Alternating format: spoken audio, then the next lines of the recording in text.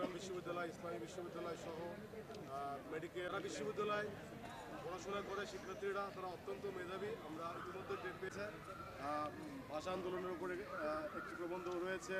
তাদের নিজের বৃত্তিপ্রাপ্ত ছাত্রছাত্রী সহ এই স্কুলের শিক্ষক মণ্ডলী ও হচ্ছে এই বিশ্বাস কমিটি চক্ষু হাসপাতালের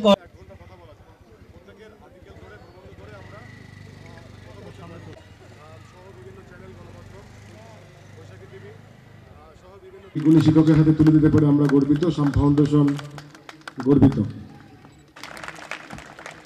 মায়ের ক্রেস্ট সন্তান নিচ্ছে, এই অনুভূতি শুনবো। কলেজের হোস্টেলে এসেছিলাম 16 কিলোমিটার হেঁটে। আজকে স্টেজে আছেন বা সামনে বসে আছেন তাদের সবাইকে অভ্যর্থনা জানাচ্ছি এবং ধন্যবাদ জানিয়ে আমি শুরু করছি। আমাদের এখানে উপস্থিত আছেন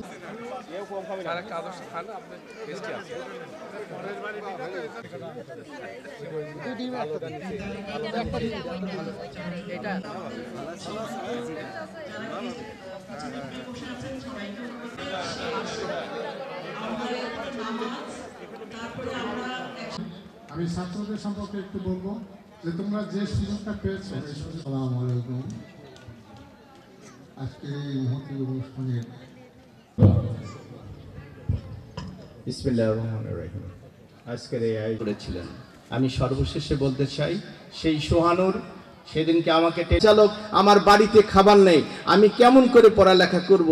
সেদিনকে একটি অংশ যদি আমরা ব্যয় করি তাহলে এই নুরমিনা, এই রাবেয়া, জিডি শামসুদ্দিন আহমেদ কলেজিয়েট স্কুলের শামসুদ্দিন সাহেবকে, উনি ব্যক্তিগতভাবে আমার খালু, মানে মাসুম আমার খালাতো ভাই, আরজু আমার ছোট বোন। আমার আব্বা আর শামসুদ্দিন ওনারা দুইজন হরিহর আত্মা ছিলেন, একসাথেই সবসময় ঘুরে বেড়াতেন, সব কাজ করতেন। আমি খুব কাছ থেকে তাদেরকে দেখেছি, যে কতটা ছিলেন সেটা আমি দেখেছি। এবং এই আমরা খুব হাই ইনকাম ফ্যামিলি থেকে আসিনি, আমরা লো ফ্যামিলি থেকে এসছি, আমরা উঠে এসছি এ পর্যন্ত। তো আমরা ভাই বোন অনেক, এবং আমাদের লেখাপড়াটা চালিয়ে যাওয়ার জন্য তাদের অদম্য উৎসাহ ছিল। ওনারা চেষ্টা করেছেন, কিন্তু আমাদের আর্থিকভাবে ওই সংগতি ছিল না, সেই জন্যে ওনারা চেষ্টা করেছেন সর্বতোভাবে এই কুমারখালী এলাকাতে একটা ভালো স্কুল কলেজ গড়ে তোলার জন্য।